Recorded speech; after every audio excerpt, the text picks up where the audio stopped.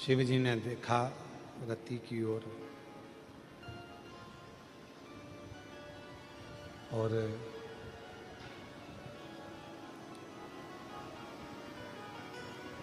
रति एकदम भय मुक्त होकर शिव जी के सामने खड़ी थी।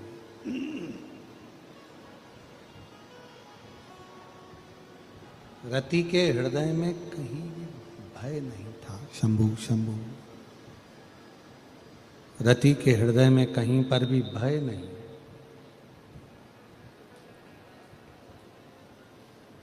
भय से मुक्त होकर खड़ी है। शिव जी का ध्यान गया रति पर। इतने तीव्र क्रोध में भी अगर ये नहीं जली है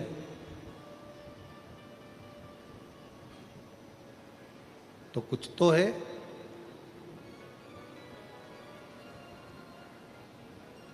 कोई विषम परिस्थिति में आने के बाद, आवाज क्लियर करो और रिटर्न बढ़ाओ। कोई विषम परिस्थिति में आने के बाद भी अगर भगवान शिव की बाहर का बढ़ रहा है, अंदर का नहीं बढ़ रहा,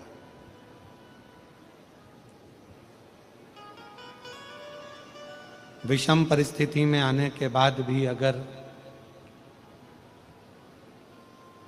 भगवान देवाधिदेव महादेव भगवान शिव की कृपा से कोई दुख, कोई तकलीफ, कोई कष्ट, कोई परेशानी सामने आकर ना खड़ी हो तो समझ लेना कि कोई शिव की बड़ी कृपा, शंकर की बड़ी करुणा, शंकर की बड़ी दया है। शिव जी की बड़ी कृपा है, शंकर जी की बड़ी करुणा है।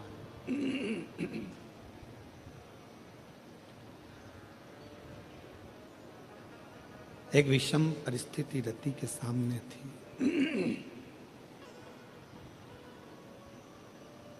और रति जलकर भस्म नहीं हुई है। शिव जी का ध्यान गया, भगवान शंकर ने देखा, शिव जी ने ध्यान दिया और भगवान शंकर ने ध्यान दिया तो रति को देखकर भगवान शंकर को लगा एकदम निर्भय, कोई भय नहीं है।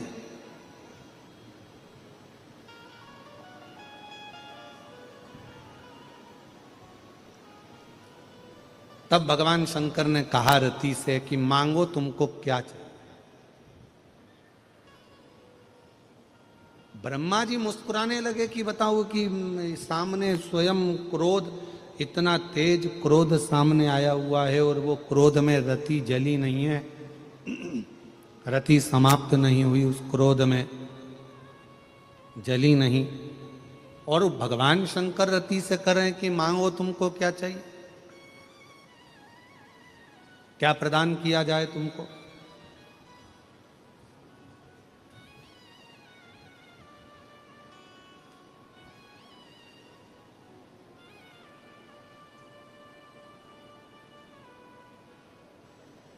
जिस समय पर विश्वास अगर पूर्ण हो जाता है, भरोसा यदि पूर्ण हो जाता है और विश्वास जब पूर्ण हो जाता है तो व्यक्ति के हृदय में भय नहीं रहता।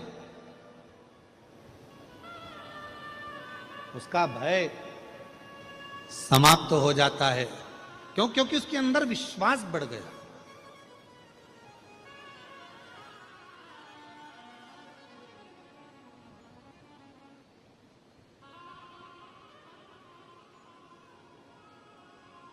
एक प्रसंग बहुत पहले एक किसी ने सुनाया था, वो प्रसंग हमारे स्मरण में आता है कि फ्लाइट में एक छोटी सी बच्ची खेल रही है और फ्लाइट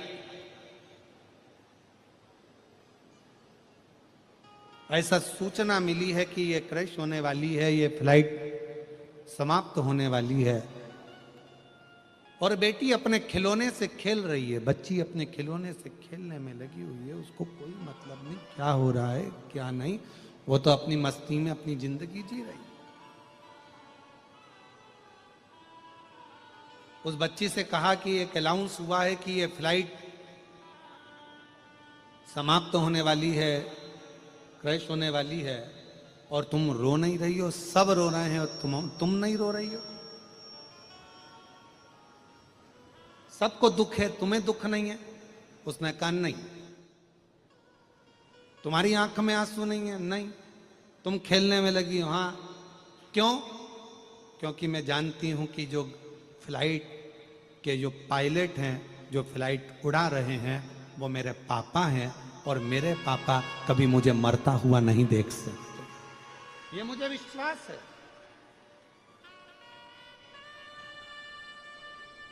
ये मुझे भरोसा है कि मेरे पिता मुझे मरता हुआ नहीं देख सकते।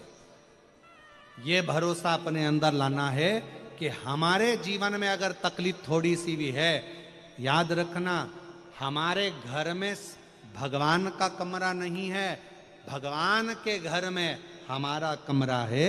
हमारी सारी चिंता हमें हमारे देवाधिदेव महादेव को छोड़ देना, भगवान पर छोड़ देना।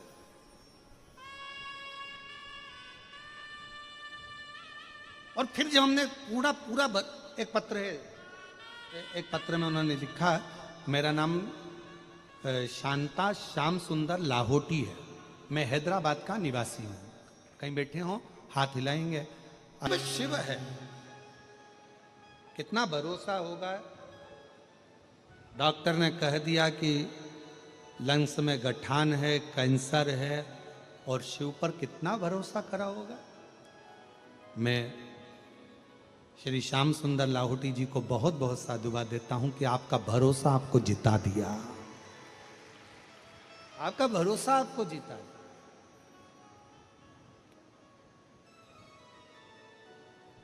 गठान है, कैंसर है, फिर विचार करा, एक बार कथा दिल से सुनो, श्री शिवाय नमस्तुभ्यम कहो।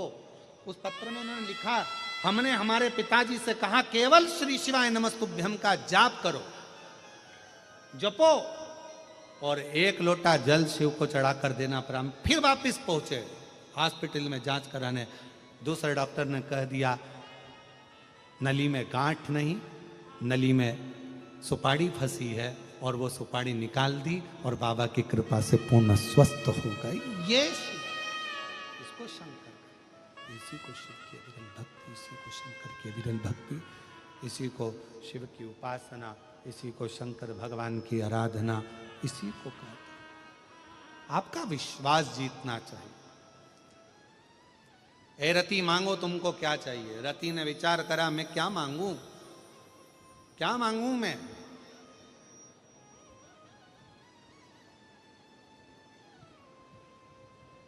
क्या मांगू मैं भगवान? क्या? शंकर भगवान कह रहे हैं रति मांग लो। रति हाथ जोड़कर बोली, बस मेरा पति मुझे वापिस दे दो।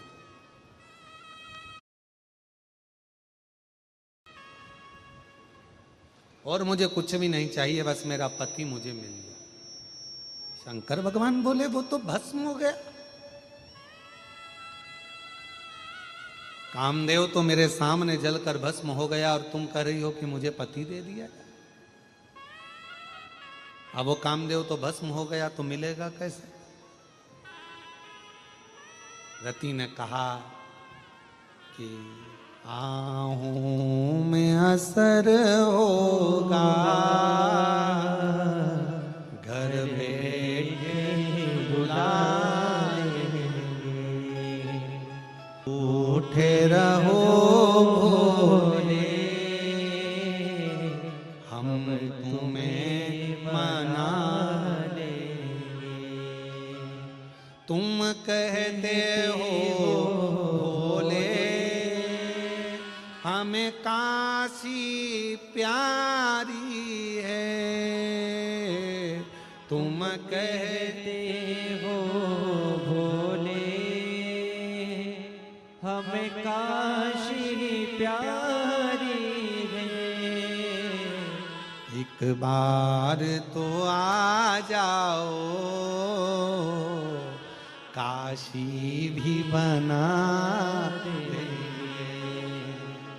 एक बार तो आ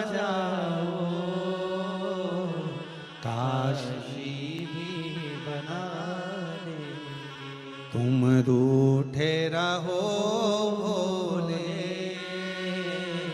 हम तुम्हें मनाने। बाबा आप कह रहे हो कि मेरा पति जलकर भस्म हो गया, मेरा पति कामदेव जलकर भस्म हो गया, आप कह रहे हो। रति मुस्कुरा कर कहती है शिव जी के सामने, मैंने आपकी आराधना करी है। और शंकर भगवान को एक लोटा जल चढ़ाने वाली मेरी जीजियों, मेरे जीजाओं, मेरी बेटियों, मेरे बेटाओं और जितने आस्था चैनल पर कथा सुन रहे हैं सारे शिव भक्त, भारत की भूमि देश और विदेश में बैठकर शंकर की कथा का रसतत्व ग्रहण करने वाले शंकर के भक्तों से निवेदन है, याद रखना रति जैसे शिव के सामने अड़ जाना कि मैंने आपकी आराधना करी है तो मेरे पति को तो देना ही पड़ेगा। मैंने आपकी आराधना करी है, आप कह रहे हो कि मेरा पति भस्म हो गया। भस्म आपके क्रोध की ज्वाला से।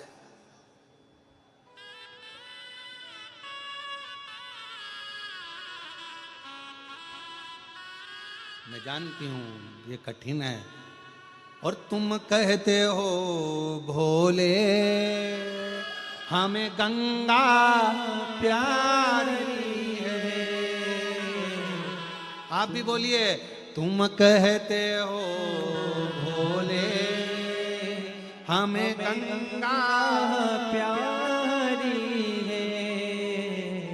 और शिव भक्त क्या कहता है, एक बार तो आ जाओ गंगा भी भुला लेंगे, एक बार तो आ जाओ गंगा भी भुला देंगे। तुम रूठे रहो भोले हम तुम्हें मना ले। बाबा ऐसे काम नहीं चलेगा। मेरा पति भस्म हुआ आप जानते हो, मेरा पति भस्म हुआ दुनिया जानती है, पर मुझे मेरा पति चाहिए। जो रति ने हाथ जोड़कर बाबा से मांगा, शंकर भगवान कहने लगे वो तो भस्म बन गया, राख बन गया। शिवजी ने जैसे ही कहा भस्म बन गया तो रति कहती है इस भस्म को आप अपने ऊपर धारण कर लो। राख की कोई कीमत नहीं होती, भस्म की कोई कीमत नहीं होती।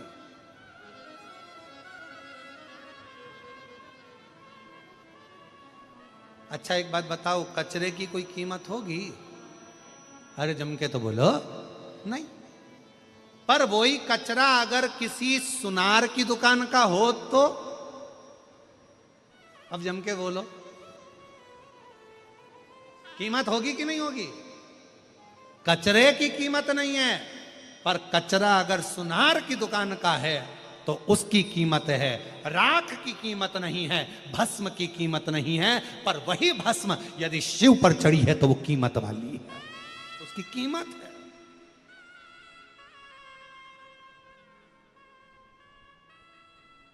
बाबा आप भस्म अपने ऊपर चढ़ा लो। आप कामदेव जलकर भस्म हो गया, वो कामदेव की जली हुई भस्म आप अपने ऊपर चढ़ाओ, आप अपने ऊपर धारण कर लो। शंकर भगवान बोले मेरे ऊपर तो पहले की भस्म चढ़ी हुई है, मेरे ऊपर पहले से ही भस्म चढ़ी है। कौन सी? मेरी धर्म पत्नी सती जो जलकर भस्म हुई थी, उसकी भस्म मैंने तन पर धारण करी है। बाबा आप इनकी भी भस्म धारण करो।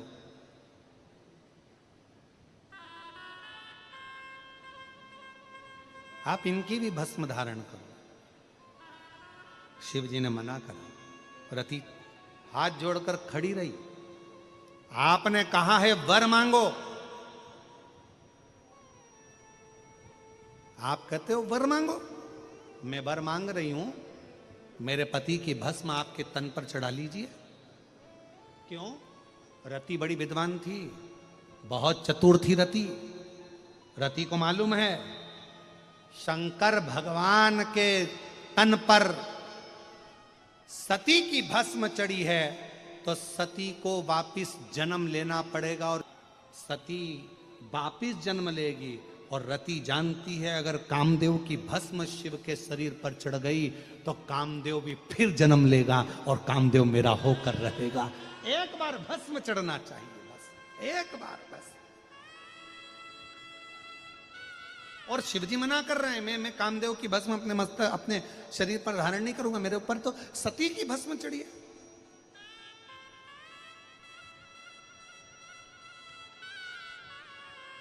किसी ने पूछा क्यों गुरुजी, शंकर भगवान पर सबसे पहली भस्म तो शिव महापुराण की कथा कहती है, मां जगत जननी दुर्गा भवानी के जितने जितने अवतार हुए, जितने जितने अवतार माता ने धारण करे और उनकी भस्म शिव पर चढ़ती चली गई। जिस देवी की भस्म चढ़ती थी उसको दूसरा रूप लेना पड़ता था, फिर भस्म चढ़ी फिर रूप लिया, फिर भस्म चढ़ी फिर रूप लिया। ऐसे भस्म का प्रतिबिंब शिव कथा कहती है कि शंकर भगवान